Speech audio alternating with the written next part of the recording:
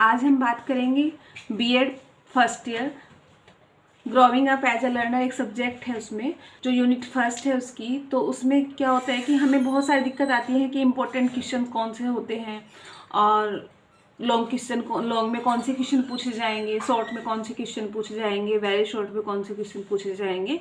तो स्टूडेंट्स जो है बहुत कंफ्यूज रहते हैं इस चीज़ के लिए, बहुत ही उन्हें परेशानी होती है कि कौन से क्वेश्चन अधिकतर लॉन्ग में पूछे जाते हैं और उनके सॉल्यूशन भी उन्हें कई बार सही से नहीं समझ में आते हैं कि कोई क्वेश्चन होता है तो उसका क्या सॉल्यूशन हमें लिखना होता है। तो उसी के बारे में आज हम डिस्कस करेंगे थोड़ा सा कि जो अधिगमकर्ता का विकास सब्जेक्ट है हमारा, यानी कि growing up as a learner, जो बीएड के स्टूडेंट्स हैं फर्स्ट ईयर में वो पढ़ रहे होंगे इस सब्जेक्ट्स को।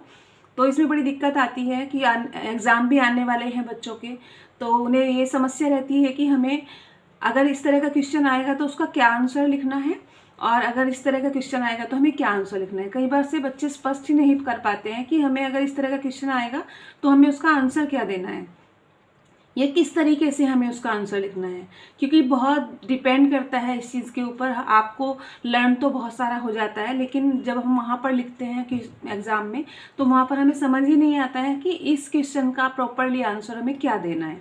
ठीक है, तो आज हम उसी के ऊपर डिस्कस करेंगे। इम्पोर्टेंट क्वेश्चंस हैं ये, यूनिट वाइज मैं आपको बताऊंगी। धीरे धीरे डेली आप इसको देखते रहिए, सब्सक्राइब करते रहिए, लाइक करते रहिए, तो आपको आगे यूनिट वाइज वीडियोस मिलती रहेंगी। एवरी सब्जेक्ट की मैं वीडियो डालूंगी इस पर। तो इसमें सबसे पहला हमारा सब्जेक्ट है अधिगमकर्ता का विकास। इसमें यूनिट फर्स्ट है आपकी, growing up as a learner subject है ये। यूनिट फर्स्ट में आता है शिक्षा मनोविज्ञान का अर्थ एवं परिभाषा। उसमें सबसे पहला क्वेश्चन, मोस्टली एक क्वेश्चन पूछा जाता है एग्जाम में, क्योंकि फर्स्ट यूनिट से ही क्वेश्चन है। और मैं आपको बता दूं कि एवरी सब्जेक्ट की फर्स्ट यूनिट इम्पोर्टेंट होती है। फर्स्ट यूनिट से लॉन्ग क्वेश्चन जरूर आता है हर सब्जेक्ट का। ठीक है, तो इसमें सबसे पहला क्वेश्चन है, शिक्षा मनोविज्ञान के अर्थ को स्पष्ट करते हुए परिभाषित कीजिए तथा इसकी प्रकृति, क्षेत्र एवं महत्व को विस्तार से समझाइए। कि शिक्षा मनोविज्ञान का अर्थ क्या है उसको आपको बताना है, उसकी परिभाषाएं आपको देनी है। 2-3 परिभाषा जितने भी आप दे सकते हैं उसे दीजिए, क्योंकि एग्जाम में अगर आप अर्थ के बाद डेफिनेशन लिखते हैं, परिभाषा लिखते हैं, तो उसका अलग ही इफेक्ट पड़ता है और वहाँ पर आपको बहुत अच्छे मार्क्स मिलने के चांसेस रहते हैं। तो इसका आंसर आपको कैसे लिखना है? सबसे पहले लिखना है आपको शिक्षा मनोविज्ञान का अर्थ। ठीक है, कि शिक्षा मनोविज्ञान का अर्थ क्या है। जो शिक्षा मनोविज्ञान है वो 2 शब्दों से मिलकर बना होता है, शिक्षा तथा मनोविज्ञान। ये आपने पढ़ा भी होगा क्लास में, अगर आपको पढ़ाया होगा तो शिक्षा मनोविज्ञान 2 शब्दों से मिलकर बना होता है, शिक्षा तथा मनोविज्ञान। अतः शिक्षा मनोविज्ञान का जो शाब्दिक अर्थ होता है, इसको हम शाब्दिक अर्थ इसका जानते हैं, तो होता है शिक्षा से संबंधित मनोविज्ञान। शिक्षा का जो संबंध होता है वो मानव व्यवहार के परिवर्तन से होता है, जबकि जो मनोविज्ञान है उसका जो संबंध होता है व्यवहार के अध्ययन से होता है। मानव व्यवहार के परिवर्तन के लिए मानव व्यवहार का अध्ययन करना जरूर पड़ता है, उसकी आवश्यकता में जरूर होती है। अगर हमें मानव के व्यवहार में परिवर्तन करना है तो उसके व्यवहार का अध्ययन हमें करना पड़ेगा, तभी हम उसके व्यवहार में परिवर्तन कर सकते हैं। मानव व्यवहार को उन्नत बनाने की दृष्टि से जब व्यवहार का अध्ययन किया जाता है, यानी कि हम जब उसके व्यवहार का अध्ययन करते हैं, तो अध्ययन की इसी शाखा को हम क्या कहते हैं? शिक्षा मनोविज्ञान कहते हैं। ठीक है, समझ में आया? शिक्षा मनोविज्ञान का जो अर्थ है वो यही है। उसके बाद डेफिनेशन दी है राइटर्स ने, जो काल्सनिक हैं, उन्होंने कहा है कि जो शिक्षा मनोविज्ञान है वो मनोविज्ञान के सिद्धांतों और उसके परिणामों का शिक्षा के क्षेत्र में प्रयोग है।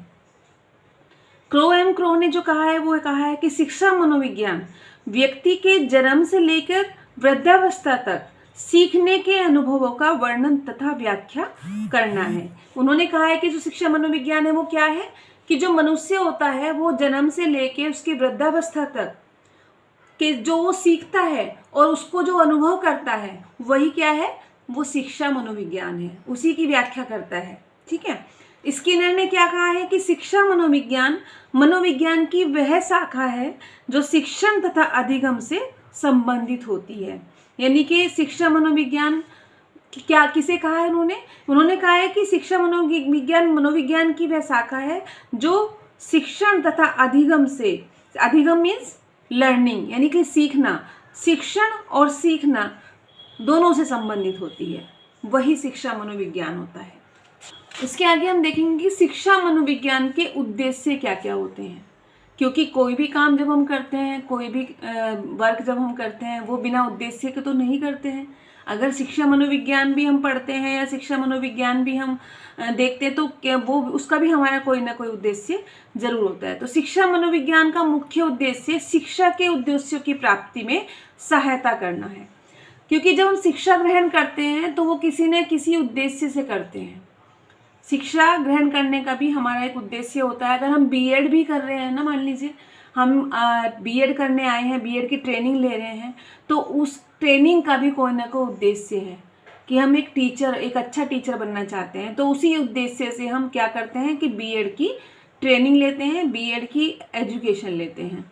तो उन्होंने कहा है कि शिक्षा मनोविज्ञान का मुख्य उद्देश्य शिक्षा के उद्देश्यों की प्राप्ति में सहायता करना है।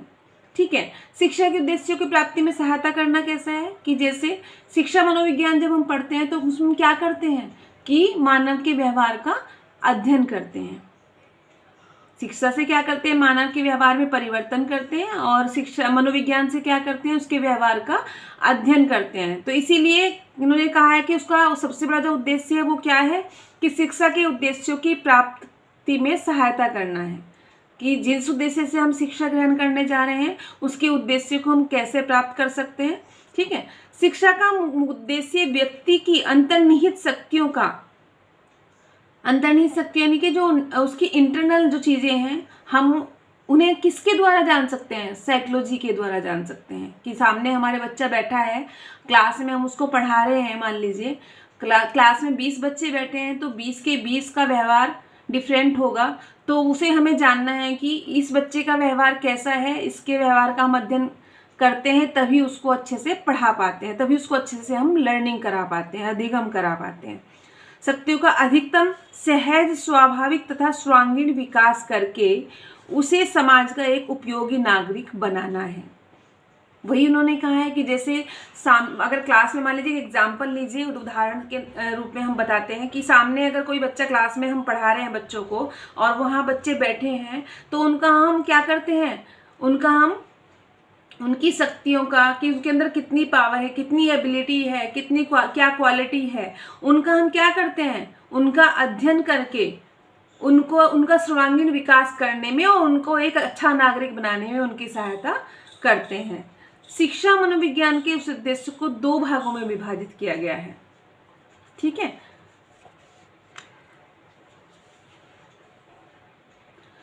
नंबर 1 क्या है, छात्रों के व्यवहार को अधिक समृद्ध करना, यानी कि जो छात्रों का व्यवहार है उसको अधिक शक्तिशाली बनाना। दूसरा, अध्यापकों को अपने शिक्षण में सुधार करने में सहायता प्रदान करना, कि जो अध्यापक हैं, जो शिक्षा दे रहे हैं, जो शिक्षण कर रहे हैं, जो टीचर हैं, वो पढ़ा रहे हैं, उनको शिक्षण में यानी कि अपने टीचिंग में सुधार करने में सहायता प्रदान करना। इन दोनों उद्देश्यों को ध्यान में रखकर ही निम्न उद्देश्यों को प्रस्तुत किया गया है। सब कौन कौन से 2 उद्देश्य में बांटा गया है। सबसे पहला, छात्रों के व्यवहार को अधिक समृद्ध बनाना, यानी कि छात्रों के व्यवहार का क्या करना, उनके व्यवहार के बारे में जानकारी लेना, उनको अच्छा बनाना। और दूसरा, अध्यापकों को अपने शिक्षण में सुधार करने में सहायता प्रदान करना, कि वो जो शिक्षण कर रहे हैं उनकी हम ज़्यादा से ज़्यादा किस प्रकार से सहायता कर सकते हैं, उसको सुधार करने में, उसको अच्छा बनाने में, शिक्षण को और अच्छा बनाने में हम उनकी सहायता किस प्रकार से कर सकते हैं। तो उसके अंदर क्या है, छात्रों की योग्यताओं, क्षमताओं तथा सामर्थ्य का ज्ञान प्रदान करना। सबसे पहले क्या करता है टीचर, क्या करना चाहिए टीचर को, कि छात्रों की जो योग्यता है, जो एबिलिटी है, जो क्षमता है उसकी, जो सामर्थ्य है उसकी, कि कितना वो कर सकता है, उसमें उसका ज्ञान प्रदान करना। एक शिक्षक को ये बताना कि हम छात्रों की योग्यताओं को, उनकी क्षमताओं को, उनकी सामर्थ्य को किस प्रकार से पहचान सकते हैं। ठीक है। दूसरा, छात्रों की रुचियों का ज्ञान प्राप्त करना। ठीक है, छात्रों की को जो रुचि होती है, क्योंकि कई बार होता है कि छात्रों को कुछ सब्जेक्ट अच्छे नहीं लगते, कुछ अच्छे लगते हैं, या फिर वो उन्हें किस तरीके से पढ़ना अच्छा लगता है, उसके बारे में हमें क्या करना है, ज्ञान प्राप्त करना है पहले टीचर को, कि हमें छात्रों की रुचि का ध्यान रखना है कि उनकी रुचि को हम कैसे जान सकते हैं। थर्ड, छात्रों की अवस्थाओं के अनुरूप उन्हें विकास की ओर अग्रसर करना, कि उनको हम कैसे डेवलप कर सकते हैं छात्रों को।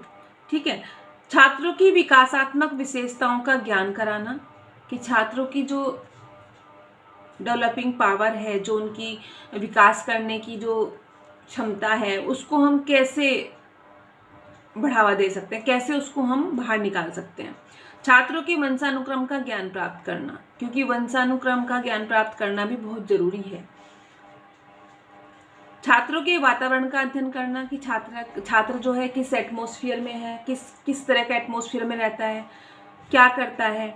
ठीक है, उसका अध्ययन भी हमें जरूर करना पड़ता है, तभी हम छात्र को शिक्षा प्रदान करने में सक्षम हो पाते हैं, उसको अच्छा ज्ञान देने में सक्षम हो पाते हैं। पहले हमें उसके छात्र के वातावरण का अध्ययन करना पड़ता है।